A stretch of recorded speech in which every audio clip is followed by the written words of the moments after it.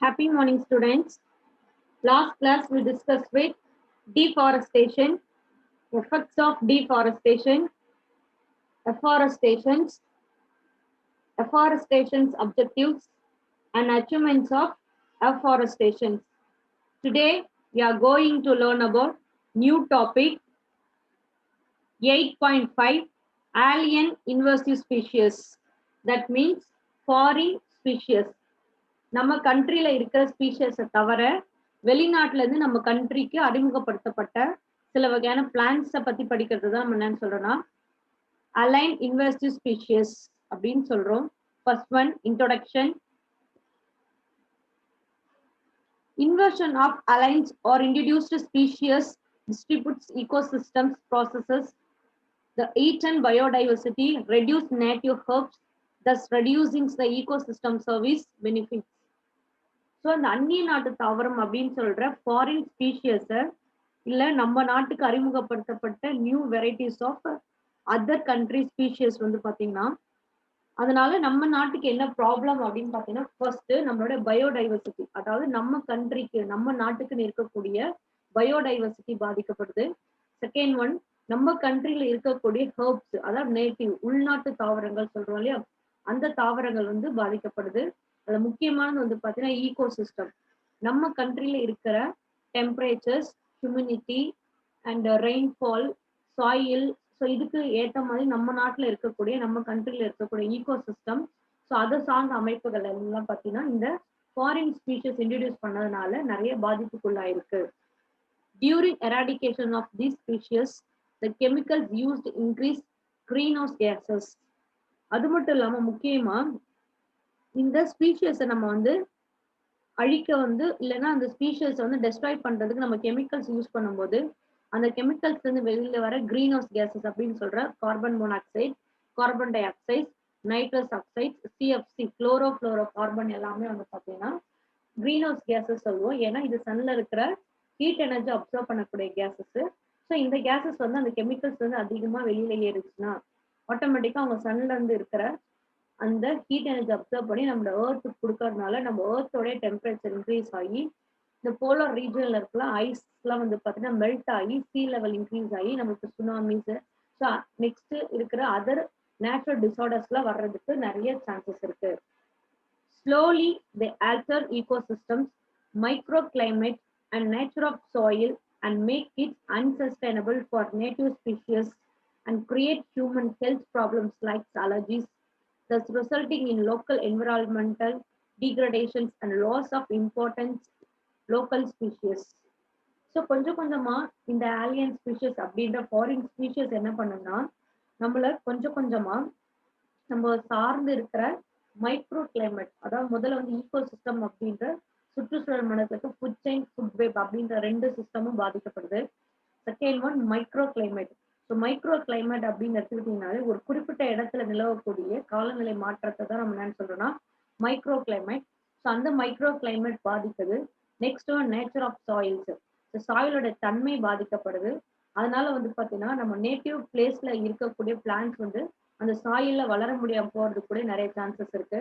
At the same times இது human பீயிங்ஸும் பாதிக்குது. அவங்களுக்கு வந்து அலர்ஜி அப்படின்ற ஒவ்வாமை அப்படின்ற ஒரு ப்ராப்ளத்தை கொடுக்கறதுக்கு நிறைய வாய்ப்புகள் இருக்கு. அட் த சேம் டைம்ஸ் சுற்றுச்சூழல் பாதிக்கப்படுது. முக்கியமா வந்து பார்த்தீங்கன்னா என்விரான்மெண்டல் டீக்ரடேஷன்ஸ் அண்ட் லோக்கல் ஸ்பீஷியஸோட முக்கியத்துவம் கொஞ்சம் கொஞ்சமா வந்து பார்த்தீங்கன்னா குறைஞ்சிட்டே போய் அது தன்னுடைய தன்மையை இழக்கக்கூடிய அபாயம்லாம் வந்து பார்த்தீங்கன்னா இந்த ஃபாரின் ஸ்பீஷஸ்னால நம்மளுக்கு வரக்கூடிய முக்கியமான ப்ராப்ளம்ஸா நம்ம கன்சிடர் பண்ணிட்டு இருக்கோம். According to World Conservation Union innovations, alien species are the second most significant threats to biodiversity after habitat loss.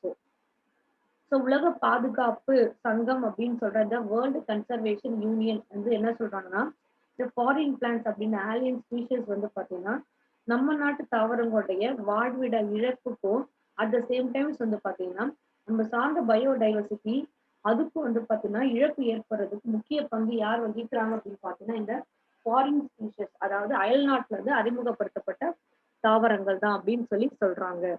So next one, what is invasive species? So ஆக்கிரமிப்பு தாவரம் அப்படின்னு சொல்றோம். அந்த அயல்நாட்டு தாவரங்கள், அந்த ஃபாரின் ஸ்பீஷியஸ்னா என்ன, அதனுடைய கேரக்டர்ஸ் என்ன அப்படின்றத இப்ப நெக்ஸ்ட் வர ஸ்லைட்ல பார்க்கலாம். First one, a non-native species to the ecosystem or country under considerations spreads naturally, interference with the biological and extensions of native species, poses a serious threat to the ecosystem and causes economic loss. So invasive species அப்படின்றது வந்து பார்த்தீங்கன்னா நம்ம நாட்டில் இல்லாத நம்ம local community உருவாக்கப்பட்ட தாவரங்கள் இல்லாம இயற்கையாவோ அப்படி இல்லைன்னா வேற ஏதாவது காரணத்துக்காக நம்ம நாட்டுல இருந்து இல்ல நம்ம நாட்டுக்கு வரவழைக்கப்பட்ட வெளிநாட்டு தாவரங்களை தான் நம்ம என்னன்னு சொல்றோம்னா இன்வெசிவ் ஸ்பீஷியஸ் அப்படின்னு சொல்றோம். இந்த ஸ்பீஷியஸ்னால இன்னொரு கண்ட்ரியில கண்டிப்பா பாதிப்பு தான் ஏற்படும். It is established that a number of invasive species are accidentally introduced through ports via air or sea. Some research organizations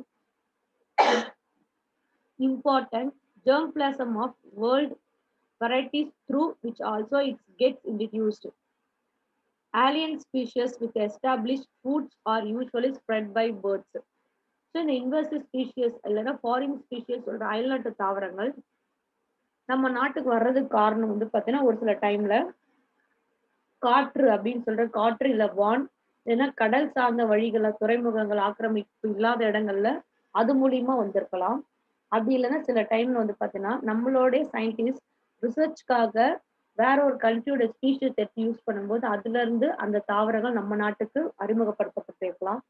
அப்படின்னா ஃப்ரூட்ஸ் சாப்பிடக்கூடிய அதாவது இந்த வெளிநாட்டு தாவரங்களுடைய ஃப்ரூட்ஸை சாப்பிடக்கூடிய பேர்ட்ஸு இன்செக்ட்ஸ் அனிமல்ஸ் அவங்க மூலியமா கூட இந்த ஃபாரின் ஸ்பீஷிஸ் நம்ம நாட்டுல இருக்கிற எல்லா இடத்துக்கும் பரவி இருக்கலாம் அப்படின்னு சொல்லி ஒரு கருத்து கணிப்பு சொல்லிட்டு இருக்காங்க. Invasive species are fast growing and are most adapted. They alter the soil system by changing litter quality, by affecting the soil community, soil fauna and the ecosystem processes.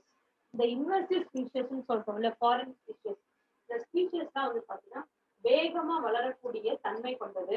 அது மட்டும் இல்லாம இந்த ஸ்பீஷிஸ் வந்து பாத்தீங்கன்னா எந்த காலநிலையா இருந்தாலும் அந்த அதாவது ரொம்ப வறட்சி அதாவது ரொம்ப ட்ரையா இருக்கிற ஏரியா இல்லைன்னா அதிகமா ரெய்னி அதாவது மழை அதிகமா பொழியிற ஏரியா இது மாதிரி எந்த ஏரியாவில் இருந்தாலும் அந்த ஏரியாவில் தன்னை வளர்த்து கொள்ளக்கூடிய அடாப்டேஷன் அதாவது தகவமைப்பு அந்த பிளான்ஸ்க்கு இருக்கு. ஸோ முக்கியமா வந்து பாத்தீங்கன்னா அந்த பிளான்ஸ் வந்து சாயில் சிஸ்டத்தோட கேரக்டரை கொஞ்சம் கொஞ்சமா அஃபெக்ட் பண்ணக்கூடிய காரணம் இருக்கிறதுனால சாயலோட தன்மையே மாறி நம்ம நாட்டை சேர்ந்த உயிரினங்களோ இல்ல மண் சார்ந்த விலங்குகளோ பாதிப்பு அடைய நிறைய காரணங்கள் இருக்கு. It has a negative impact on decomposition in the soils by causing stress on the neighboring native species. Some of the alien species which causes environmental issues as discussed below. So அது மட்டும் இல்லாம இந்த பிளான்ட்ஸ்னால மண்ணுல இருக்கிற சிதைத்தல் அப்படின்ற decomposition ப்ராசஸே வந்து நடக்காம போகிறதுக்கு சான்சஸ் இருக்கு. ஸோ டீகம்போசிஷன் ப்ராசஸ் வந்து பார்த்தீங்கன்னா இந்த வேர்ல்டுலே முக்கியமான ப்ராசஸ். அதாவது டெட் டீகேயிங் ஆர்கானிக் மேட்டர் எல்லாத்தையும் டீகம்போஸ் பண்ணாத இந்த வேர்ல்டு வந்து கிளீனா இருக்க முடியும். ஸோ அந்த ப்ராசஸே நடக்க முடியல அப்படின்ற பட்சத்துல இந்த இன்வெசிவ் ஸ்பீஷிஸ்னுடைய ப்ராப்ளம் வந்து முக்கியத்துவம் வாய்ந்ததா இந்த டீகம்போசிஷன் ப்ராசஸை தடுக்கிறதுனால அந்த ப்ராசஸ் நடக்கிறதுக்கு கொஞ்சம் காலதாமதமாகலாம். அப்படி இல்லைன்னா இந்த ப்ராசஸே நடக்காம போறது கூடிய பிரச்சனைகள் வந்து நிறைய இருக்கு. ஸோ அதை சார்ந்த சில வகையான பிளான்ஸையும் ஸோ அதனுடைய பிளான்ஸோட கேரக்டர் என்ன அப்படின்றத நெக்ஸ்ட் ஸ்லைட்ல நம்ம ஒன் பை ஒன்னா பார்க்கலாம். First example of invasive species is called Eichhornia grassifus. Eichhornia grassifus நம்ம சாதாரணமா சொல்ற ஆகாய தாமரை.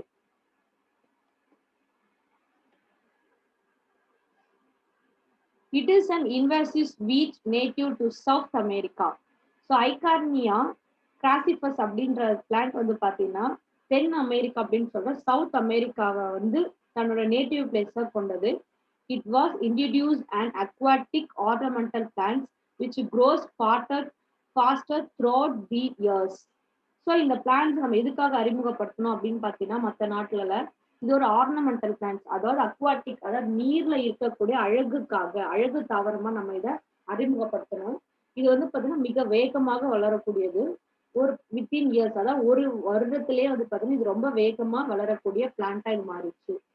Its widespread growth is a major causes of biodiversity loss worldwide.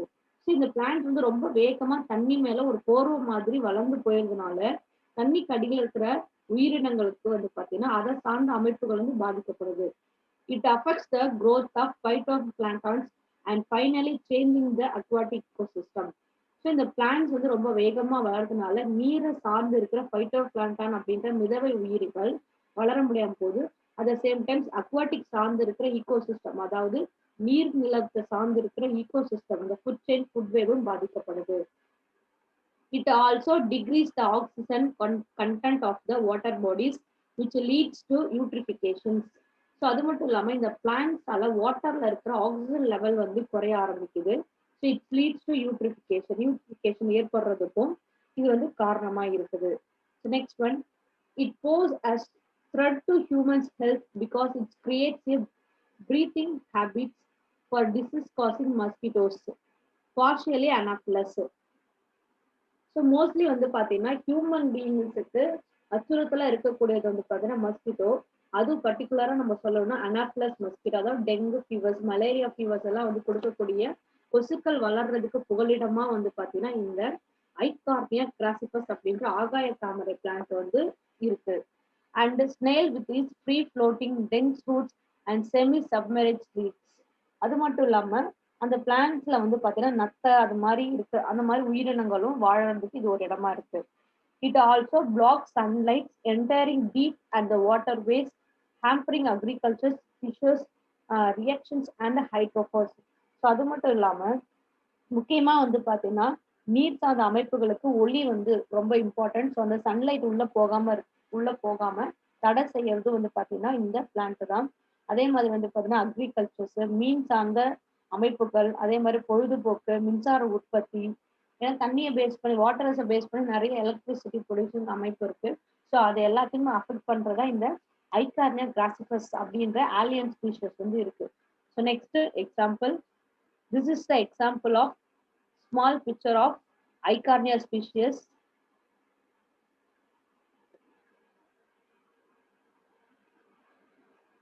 Next one, Prosaphis juliflora. Prosaphis juliflora. So next alien species, invasive species.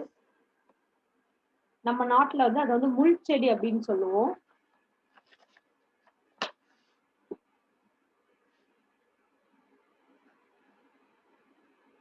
Prosaphis juliflora. Prosaphis juliflora is an invasive species native to Mexico and South America. So இந்த போரோசாப்பிஸ் அப்படின்ற ஸ்பீஷியஸோட புகலிடம், அதாவது அதனுடைய தாய் வீடு எதுன்னு பார்த்தீங்கன்னா Mexico and south America அப்படின்னு சொல்றாங்க. It was first introduced in Gujarat to counter desertifications after later in the Andhra Pradesh, Tamil Nadu as a source of firewood. So mostly இது வந்து இந்தியாவில் எங்க அறிமுகப்படுத்தப்படுது அப்படின்னா குஜராத்ல தான். ஏன்னா குஜராத்ல வந்து பார்த்தீங்கன்னா பாலைவன பகுதியை தடுக்கிறதுக்காக, அந்த இடம் வந்து பாலைவனம் மாறாம இருக்கிறதுக்காக இந்த ப்ரோசாபிஸ் அப்படின்ற வந்து பிளான்ட்டை வந்து நம்ம இன்ட்ரடியூஸ் பண்ணோம். அது கொஞ்சம் கொஞ்சமா அப்புறமா ஆந்திர பிரதேஷ், தமிழ்நாடு அப்படின்ற பிளேஸ்ல வந்து பார்த்தீங்கன்னா ஃபயர்வுட் எரிபொருளை நம்ம அதை பயன்படுத்திட்டு இருந்தோம். It is and aggressive colonisters and the constitutions, the habits are rapidly converted by this species. இந்த ஸ்பீஷியஸ் அப்படின்னு எடுத்துட்டீங்கன்னா இது ஒரு வலிமையா இருக்கக்கூடிய ஒரு வகையான தாவர வகை. It invasions reduce the cover of native medicinally herbivorous species. இந்த ஸ்பீஷியஸ் வந்து பார்த்தீங்கன்னா கொஞ்சம் வேகமா வளரக்கூடிய இடத்துல வேகமா வளரும். அட் த சேம் டைம்ஸ் வந்து பார்த்தீங்கன்னா இதனுடைய ஆக்கிரமிப்பு வாழ்டங்கள் மோஸ்ட்லி எதுனா ஒரு நார்மலா நம்ம கண்ட்ரில இருக்கக்கூடிய மெடிசினல் பிளான்ட் வளரக்கூடிய பிளேஸ்ல தான் இது ஆக்கிரமிச்சு வளருது. ஸோ அதனால நம்ம நாட்டுல இருக்கிற உள்நாட்டுல இருக்கக்கூடிய மருத்துவம் சார்ந்த தாவரங்கள்லாம் வந்து அழியறதுக்கு ஒரு வகை காரணமா இந்த ப்ரோசாபிஸ் அப்படிங்கிற ஸ்பீஷியஸ் இருக்கு.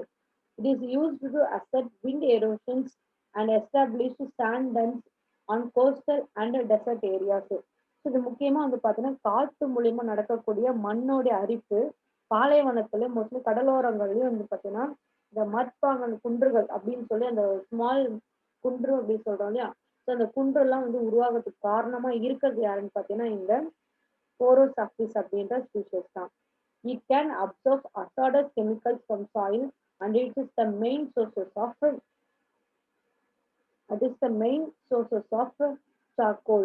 இதனோட முக்கியமான பங்கு என்னன்னு பார்த்தீங்கன்னா மண்ணுல தீமை விளைவிக்கக்கூடிய அதாவது கெமிக்கல் சப்ஸ்டன்ஸான வேதிப்பொருட்களை உறிஞ்சதுக்கும் அட் த சேம் டைம்ஸ் இது ஃபயர்வுட்டாகவும் சார்கோலாவும் நம்ம இதை பயன்படுத்திட்டு இருக்கோம். இந்த போரோசாக்டிஸ் அப்படின்றது பார்த்தீங்கன்னா மோஸ்ட்லி பாலைவன பகுதியை தடுக்கிறதுக்காக உருவாக்கப்பட்ட அறிமுகப்படுத்த ஒரு ஸ்பீஷஸ் தான் வந்து பார்த்தீங்கன்னா போரோசாக்டிஸ் அப்படின்ற ஸ்பீஷஸ். இந்த ஸ்பீஷஸ் வந்து தண்ணி இருந்தாலே போதும் நல்லா வளரக்கூடிய கெப்பாசிட்டி இருக்கு. பட் இந்த ஸ்பீஷஸ்னால நம்மளுக்கு என்ன ப்ராப்ளம்னா நம்ம நாட்டுல இருக்கக்கூடிய மருத்துவம் சார்ந்த அதாவது மெடிசினல் ஓரியன்ட் ஹெர்ப்ஸ் சிறு தாவரங்கள்லாம் வளர முடியாம போகுது. இந்த பிளான்ஸோட யூசஸ் என்ன அப்படின்னு பார்த்தீங்கன்னா ஃபர்ஸ்ட் வந்து பார்த்தீங்கன்னா soil erosion, at same times wind erosion காற்று மூலியமா நடக்கக்கூடிய மண்ணரிப்பு தடுக்குது. அட் சேம் டைம் சாயில்ல இருக்கிற கெமிக்கல் சப்ஸ்டன்ஸை அப்சர்வ் பண்ணி அந்த சாயிலை கிளீன் பண்ணுது. அட் சேம் டைம்ஸ் வந்து பார்த்தீங்கன்னா இது சார்கோல் எரிபொருளாகவும் நம்ம இதை பயன்படுத்திட்டு இருக்கோம். ஸோ இந்த போரோசாக்டிஸ் ஸ்பீஷியஸ்னால பிளஸ் பாயிண்ட்டும் இருக்கு, நம்மளுக்கு மைனஸ் பாயிண்ட்டும் இருக்கு. So thank you students. Today class over. Today you are going to learn invasive species and two examples of invasive species. This is the structure of Prosopis. Thank you students.